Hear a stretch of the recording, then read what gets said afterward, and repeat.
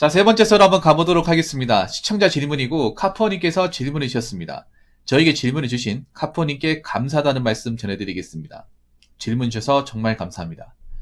한문철 변호사님 블랙박스 유튜브를 보면 화물차의 교통법규 위반에 대해서 많이 다루시는데요. 한문철 변호사님이 비난하는 화물차의 위반 행위가 신호위반, 칼치기, 판스프링 불법 개조, 과적, 적재물 고정 위반, 신호위반 등등이 있습니다. 왜 화물차들은 법규 위반을 많이 하는 이유가 왜 그런지 질문드립니다. 붕어 형님께서 조소 근무 시절 화물차에 대한 정보가 있으신 것 같아 질문드립니다.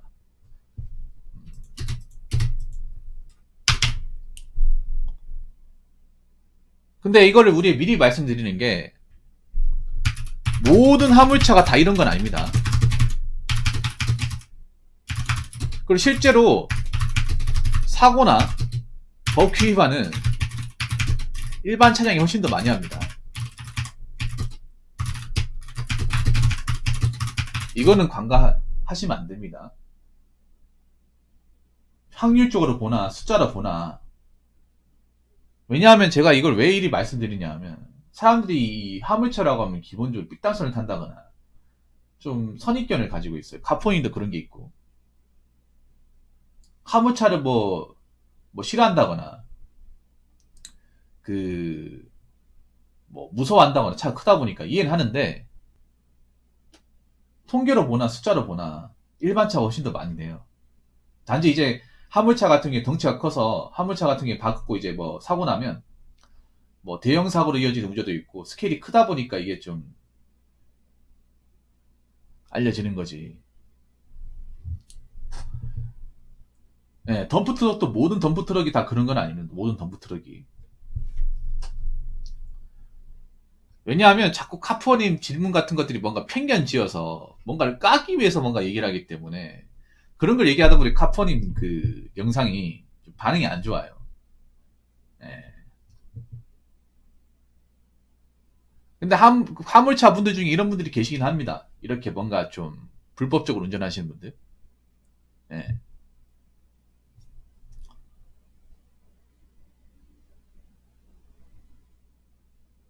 신호위반 칼치기.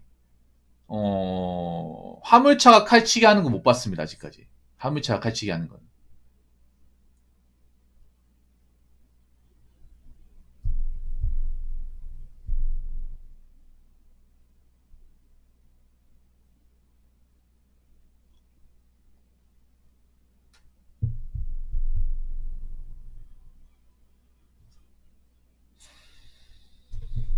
일단 제가 얘기할 거는 신호위반 칼치기보다는 판스프닝 불법 개조하고 과적 그리고 적재물 고조 위반 여기에서 좀 다룰 거예요. 다 다루는 게 아니라 이게 심하니까.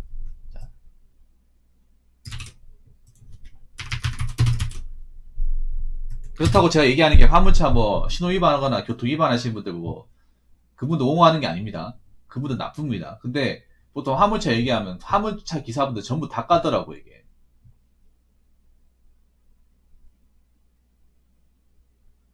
전부 다 까요. 근데 오히려 승용차 운전하시는 분들은 이거 밥 먹듯이 하잖아. 자, 첫 번째 판스프링 불법 개조. 이게 판스프링이 뭐냐 하면 그거예요.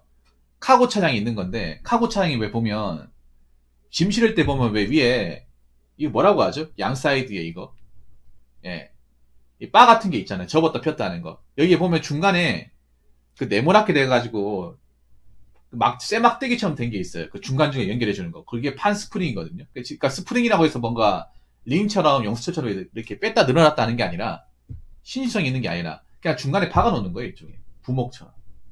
예. 왜냐하면 카고 같은 경우는 중간중간마다 이제 연결되기 때문에 연결고리 역할을 하는 거죠. 근데 문제가 뭐냐면 그 판 스프링을 이제 고정을 해야 되는데 그분들이 끼워만 놓고 고정을 안 한다는 거죠.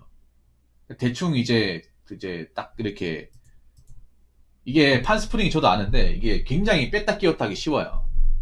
뺐다 끼웠다 하기 쉬워가지고 이게 문제가 면 달리다 보면 이게 어느 순간 툭 빠져가지고 튕겨 나가면서 뒤에 차량에 이제 유리창에 이제 들어올 수 있다는 거죠. 쇳덩어리기 때문에. 음, 문제는 이게 그런 거죠. 뭐냐면 화물차 기사분들이 이걸 잘 안 바꾸죠. 판스프링에 대해서. 왜냐면 판스프링이 자기들은 이제 쓰기가 편하니까. 간편하다 보니까 이거 없으면 일 못한다는 입장이죠. 근데 바꾸긴 바꿔야죠. 이게 위험하잖아요. 특히 이게 좀 잘 안 바뀐 이유가 카고 같은 경우에 상대적으로 나이 많으신 분들이 좀 많이 합니다. 카고는 보통 젊은 분들은 잘 안 합니다. 젊은 분들은 화물차를 하더라도 대부분 이제 윙바디나 트레일러 많이 빠지죠. 출혈할 죠. 왜냐하면 젊은 분들은 그 갑바치고 하는 거 다 싫어해요. 카고는 이제 위에 지붕이 없기 때문에 비 맞고 눈 오면 제품이 이제 손상될 우려가 있기 때문에 그, 그 천 있죠, 천. 그걸 갑바라고 해요. 그 갑바를 쳐야 되거든요. 근데 그게 굉장히 위험해요. 은근 노가다 작업이기도 하고. 그래서 젊은 분들은 화물하면 대부분 윈바디로 갑니다. 윈바디. 윈바디는 뭐냐면 네모나게 생겨가지고 그 옆에 이제 사이드에 버튼 누르면 날개처럼 윙 하면서 이렇게 좌우로 이렇게 날개 펴진 것처럼 올라가는 거 있죠. 그게 윈바디거든요. 예. 그래서 카고는 좀 나이 드신 분들이 많아요. 그리고 차가 옛날이야. 옛날 차다 보니까 판스프링 기본적으로 다 들어가 있어요. 그분들이 고집을 피우기 때문이죠. 이게 자기들이 일 편하기 때문에 이거 없으면 안 된다. 왜냐하면 판스프링이 없으면 또 문제가 뭐냐면 판스프링이 없어버리면 자기들 입장에서 얘기하자면 없어버리면 그 중간에 이제 고리가 없기 때문에 제품이 밖으로 삐져나오고 고정이 안 된다는 거죠. 네.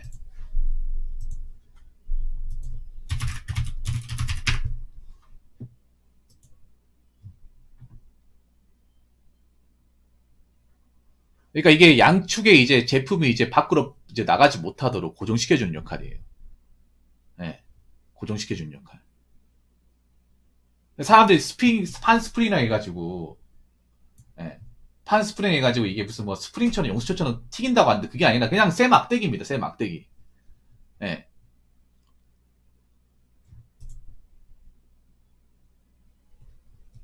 자, 사진에 하나 보여주자면 이런 거예요. 자, 사진으로 하나 보여드릴게요.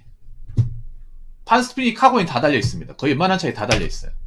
자, 하나 보여드리자면 이렇게 생겼습니다. 이해하기 편하게 하기 위해서 사람들이 판스프링이 뭐야? 사실 일반 세단 운전하시면 모릅니다. 자, 이렇게 보시면 아실 거예요. 자, 사진에 보면 이게 카고거든요. 카고 보시면 여기 빨갛게 여기 짝대기 보시죠? 쇠막대기 이게 판스프링입니다. 네. 요게 보니까 바퀴 두 개 달린 거 봐서 4.5도 축차 같아요. 4.5도 축차. 뒷바퀴 달렸죠? 네. 여기 중간에 빨갛게 달려있는 거 있죠? 요게 판스프링입니다. 근데 문제가 이게 일반 사람들이 뺐다 끼웠다 하기 너무 쉽게 그냥 걸쳐있는 거예요, 이게. 고정이 딱 돼 있는 게 아니에요. 예, 고정을 딱 시켜야 되는데 보면 저게 그냥 지나가다가 툭 건드려서 빼고 가져갈 수도 있어요, 이게. 저게 딱 이렇게 아우가 딱 말려가지고 들어가니까 그냥 여기 이제 구멍에다가 살짝 끼워 넣는 거란 말이에요, 이게. 그러면 이게 왜 판스프링이 있어야 되냐, 여기 보면 이걸 이제 짐을 싣잖아요. 짐을 싣을 때 요게 이렇게 요거 하나, 요 중간에 하나, 그리고 뒤에 하나 이렇게 3등분 되거든요. 요걸 내리고 올리고 할 때 짐을 싣잖아요. 카고 같은 경우에는 짐을 실을 때 이게 짐이 옆으로 삐져나오는 경우가 있어. 삐져나왔을 때 판스프링이 없으면 짐이 옆으로 이렇게 쏠리거나 빠져나올 수 있어요. 그분들의 입장을 얘기하자면. 그래서 판스프링이 있어가지고 여기 잡아줘야 이게 내려가지 않는다. 짐이 밖으로 이렇게 삐져나오지 않는다 입장이에요. 네. 이거 만약에 없어버리면 중간에 고정 역할을 해주는 게 없기 때문에 그분들 써야 되는 입장이에요. 근데 문제가 이 판스프링이 너무 여러분 지나가다 한번 카고 보세요. 이거 여러분 화물차 같은 거 있을 거 아니야. 그럼 판스프링 이거 그냥 기본적으로 달려있어. 근데 그거 보면 여러분 한번 지나가다 한번 손으로 한번 찝어봐요. 그럼 쑥 빠진다니까 이게. 그냥으로 빠지는데 달리면 안 빠지겠냐고요.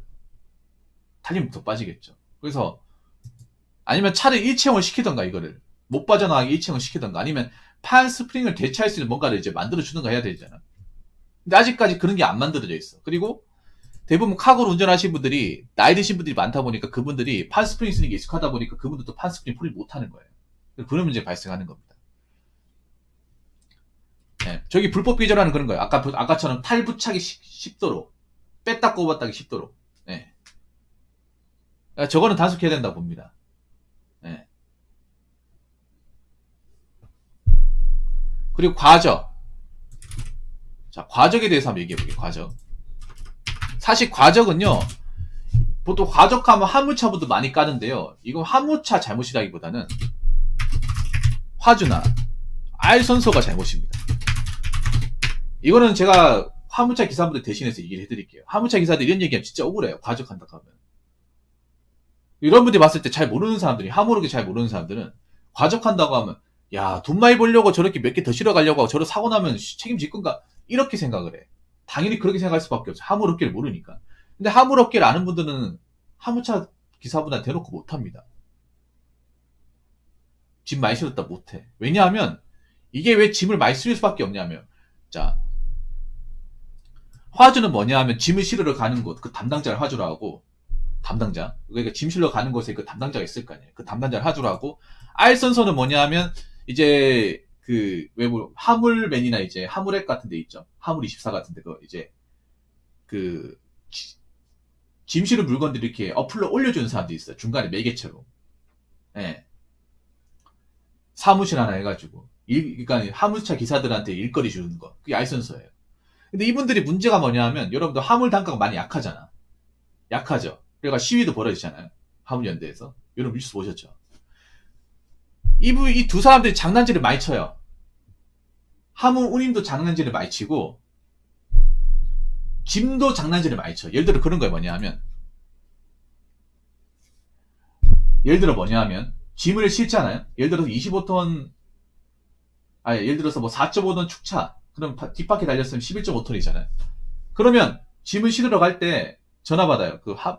이제 어플 뜨잖아요. 경주 가고 있는데, 부산에 짐 떴네? 요 클릭해가지고 전화해요. 방금 그 부산에 짐 보고 전화 드리는데요. 요거 그 실으려고 하는데 짐이 몇 톤 됩니까? 물어보면, 짐 한 8톤밖에 안 돼요. 몇 시에 오시죠? 1시간 뒤면 올 것 같은데. 오시면 그럼 도착하면 전화 주세요. 예, 알겠습니다. 하고 가잖아. 가고 나서 이제 알선서 담당자 나와가지고, 그 사장님 다음 차례니까 이 차 빠지면 들어가 짐 싣고 나오시죠. 그럼 예, 알겠습니다 하면서 들어가서 이제 백 해가지고 이제 짐칸 이제 윙 올리고 할 거 아니야. 아니, 윙 올리는 게 아니라 카고니까 내리고 실을 거 아니에요. 그래가지고 짐을 싣는데 뭔가 이상해요. 차가 내려앉아. 딱 알잖아. 화물차 이제 오래 운전하신 분들은. 톤 아닌 것 같은데? 차가 내려앉는데? 몇 개 안 실은 것 같은데? 생각보다 파이트가 많은데?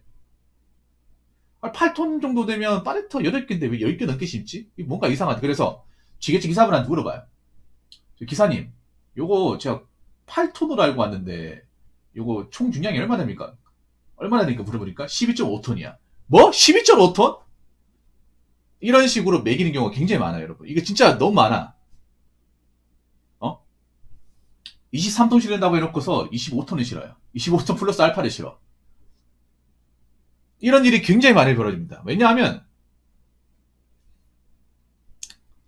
이 화전 알선서들이 돈 아끼려고, 그러니까 몇 개를 더 실어가지고 차를 몇 대 덜 부르려고, 운임료 얼마나 더 이제 챙겨 먹으려고 기사분들한테 이렇게 많이 나쁜 짐이나 똥짐이라고 하죠. 이런 것들을 굉장히 많이 강요를 많이 합니다. 그래서 이분은 돈을 벌어야 되잖아요. 이런 거 다 안 하면 돈 못 벌잖아요. 이미 여기까지 지른다고 와가지고 기름도 많이 쓴 거 아닙니까? 그래서 짬밥 높은 분들은 딱 보고, 짐 이거 여기 거래처 여기 또 나쁜 짐 쉬는 곳이잖아. 그럼 안 가요. 여기저기 많이 가보신 분들, 많이 되어보신 분들은 안 갑니다. 왜냐, 똥짐 실으면 문제가 뭐냐 하면 저 과적 같은 권리를 우려도 있고, 사고나 우려도 있고, 그리고 차가 많이 상해요. 차가 많이 상해. 네, 똥짐 같은 거 실으면. 예를 들어 그런 거 있어요. 뭐 기계나 뭐 쇳덩어리 같은 거 안 실으려고 하거든요. 왜 그러냐면 쇳덩어리 이런 거 실으면요, 차에 강판이 나가요. 네. 축판 이런 게 나가. 자꾸 싫다 보면. 그렇다고 뭐 돈을 많이 주는 것도 아니에요. 저거 자꾸 싫다가 이제 밑에 뭐 강판이나 박살나면 어차피 화물차 기사분들이 고쳐야 될 거 아니에요. 그거 다 자기 돈 해야 되는, 돈도 비쌀 거 아닙니까? 화물차는 뭐 타이어 몇 짝 갈아도 거의 100만 원 돈인데. 일반 차에 몇 배는 깨지는데. 예. 그래서 이런 경우가 많아요.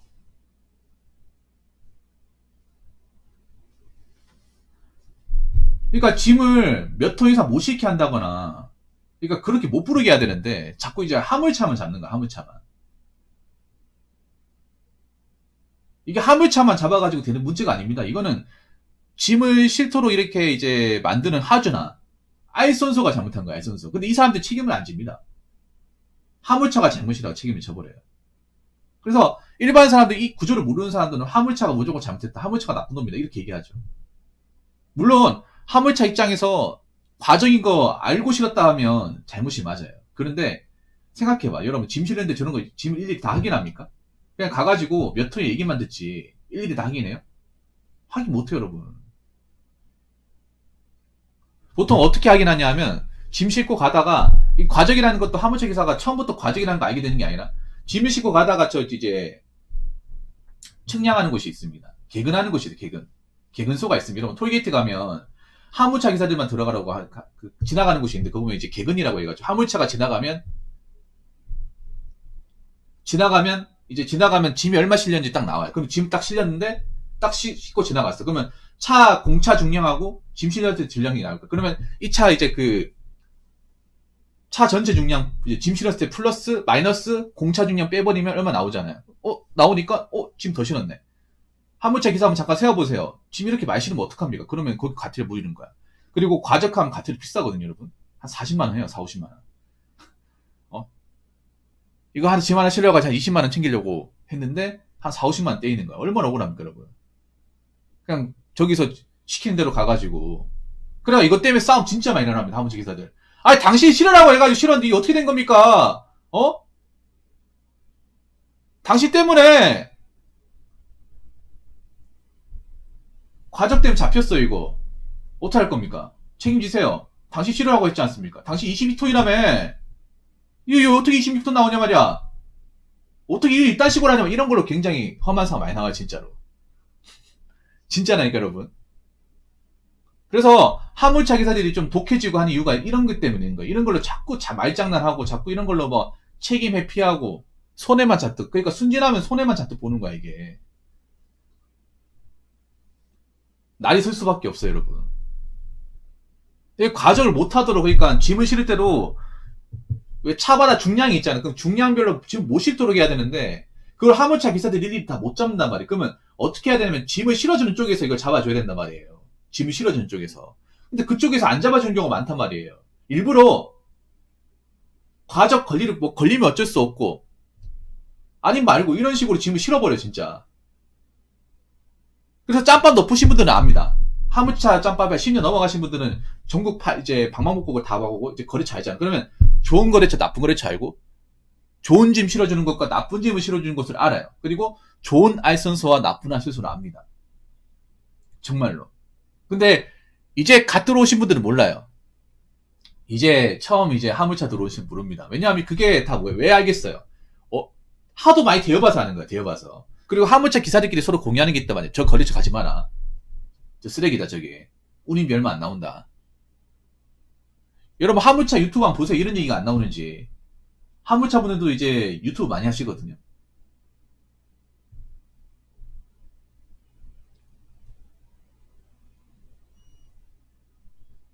오해하신 분들 중에 이 얘기하는 거 많아요. 왜 자꾸 화물차 기사들만 잘못했다고 그러냐.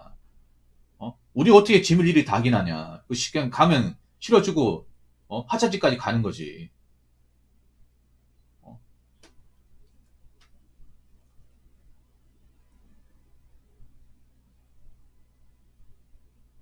근데 일반 사람들이 이 구조를 모르니까 그냥 화물차 기사들 무조건 잘못했다 이렇게 얘기하는 거예요. 물론 잘못한 기사들도 있지.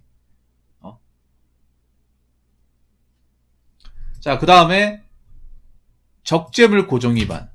자, 이거는 보통은 이제 이것도 카고에서 많이 나옵니다. 네. 네, 카고. 자, 이거 제가 구분 드려드릴게요. 여러분들 화물차 잘 모르신 분들, 뭐 저도 잘 모르긴 합니다만, 자, 카고 차량과 윙바디 차량, 이게 두 가지가 있어요. 크게 두 가지. 두 가지가 있는데,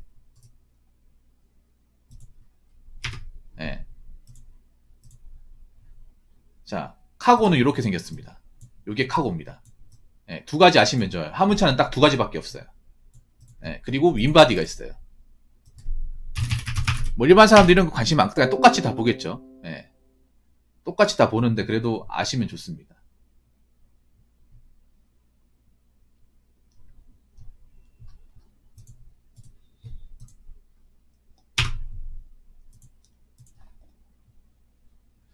자, 윈바디는 여기 윈바디. 예, 차이 확실하게 아시겠죠? 예. 여기 보시면 저렇게 여기 사이드 있죠, 이게. 문짝인데 여기 보면 여기 버튼이 있어요. 버튼 누르면 아니 리모컨을 하는 것도 있는데 누르면 이게 윙이 올라갔다 내려갔다 하는 거예요. 예.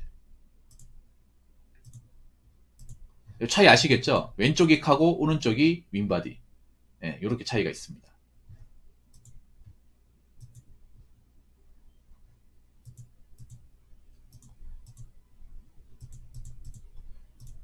자, 잠깐만. 나 실수했네. 죄송합니다. 아, 실수했어. 잠깐만. 채팅창 가져올게요. 잘못 눌렀어요. 아이씨. 이런 실수를 하네. 다시 살리겠습니다. 자.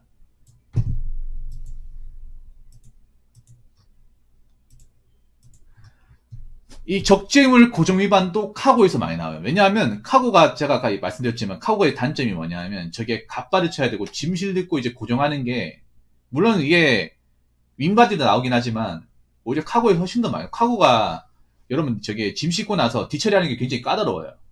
젊은 분들은 잘 안 하려고 그래. 예. 그리고 카고가 그리고 윈바디는 보통 파레트라고 하죠. 파레트. 플라스틱 파레트 이제 네모난 파레트에다가 이제 사이즈 맞춰가지고 실는 거라서 이제 그 끝만 잘 고정시키면 사실 운전을 험하게 하자는 이상은 막 쓰러지고 하는 경우 잘 없어요. 예.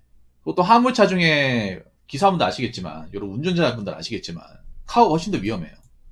카고가. 카고가 별의별 짐을 다 실어요. 그러니까 장단점이 있는데, 윙바디는 아시겠지만, 윙 안에 들어가야 되는 짐을 실어야 돼요. 그렇기 때문에, 크기가 좀 길거나, 범위가 넘어가는 건 못 실어요. 못 싣습니다. 아까 네모난 그 틀에 맞춰야 되기 때문에. 그래서 보통 팔레트 짐을 많이 씁니다. 팔레트나 박스 짐.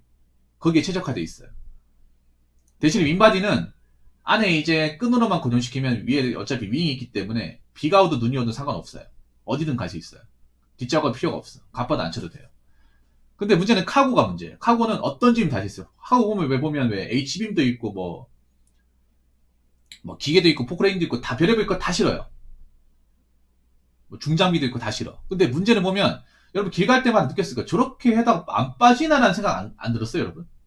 약간 왜냐하면 그 고속도로 같은 데 보면 이게 그 카고에 25톤차 실려있는 거 보면 약간 차 움직일 때면 약간 바운스 하듯이 이렇게 튕겨나가잖아. 예. 카고 같은 경우에 짐이 여러 가지 다 실어요. 별의별 거 다 실습니다. 굳이 팔레트 있는 짐만 실는 게 아니라 다 실어요, 여러분. 고속도로 같은 데 보면 굉장히 많이 볼 수 있잖아요. 근데 이 짐이 뭐냐 하면 그런 거예요. 이 쇳덩어리나 원형으로 된 거는 고정을 시키기가 상당히 어려워요, 짐이. 뭐 화물차 기사들 입장에서는 고정을 딱 시켜놨다고 하는데 고정할 수 있는 부위가 별로 없어. 특히 원톤형 같은 경우에는 잡아주는 것이 없다 보니까 운전하다가 삐져나올 수 있다는 거죠.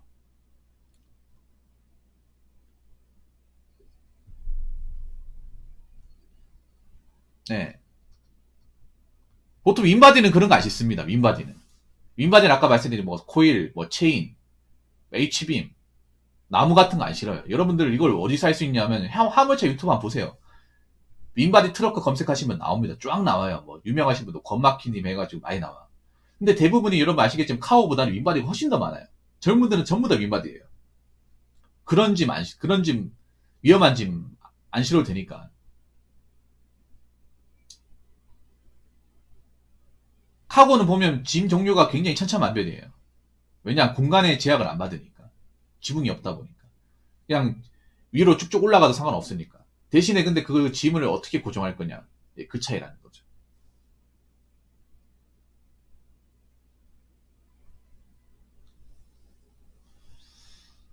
그래서 문제가 많아요. 적재물 고정. 고정하는 건 잡아야 됩니다. 이것도 잡아야 되고, 판스프링도 잡아야 되고, 적재물 고정도 잡아야 돼요. 근데 과적은 화물차보다 이 화주나 알선소를 잡아야 됩니다. 이분들한테 좀 세게 해야 돼요. 이분들을 안 잡고 자꾸 화물차만 잡으니까 과적 문제가 안 없어지는 겁니다.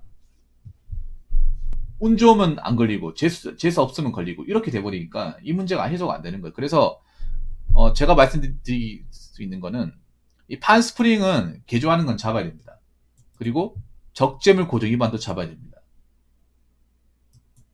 과적은 화주나 알선수한테 징계를 때려야 됩니다. 이거를 고의적으로 짐을 실으라고 시킨, 아니면 화물 중량을 속인 이런 사람들 잡아내서 과징금을 물게 해야 됩니다. 그래야 이렇게 짐을 못 싣게 하죠. 네. 아무튼 이런 부분이 좀 바뀌었으면 좋겠고, 뭐 칼치기 쉬운 위반도 하면 안 되겠죠. 네. 근데 우리가 여기서 얘기할 수 있는 거는, 물론 화물차 중에 위험운전 하시는 분들이 계실 것 같은데 화물차 자체 위험운전 하는 게 상당히 안 좋습니다, 여러분. 근데 구조를 아시면 화물차 칼치기 신호 위반 한다고 하는데, 물론 하는 차도 있는데 차체가 크기 때문에 움직이는 범위도 상당히 크고 가속이 안 붙으면 힘들어요, 여러분. 일반 차처럼 그냥 뭐 브레이크 악셀 밟았다가 뭐 그게 안 됩니다. 짐이 있기 때문에. 차가 그렇게 마음대로 안 먹어요, 여러분. 일반 사람 착각을 하는 게, 일반 세단처럼 화물차도 그렇게 할 생각 절대 그렇지 않아요, 여러분. 브레이크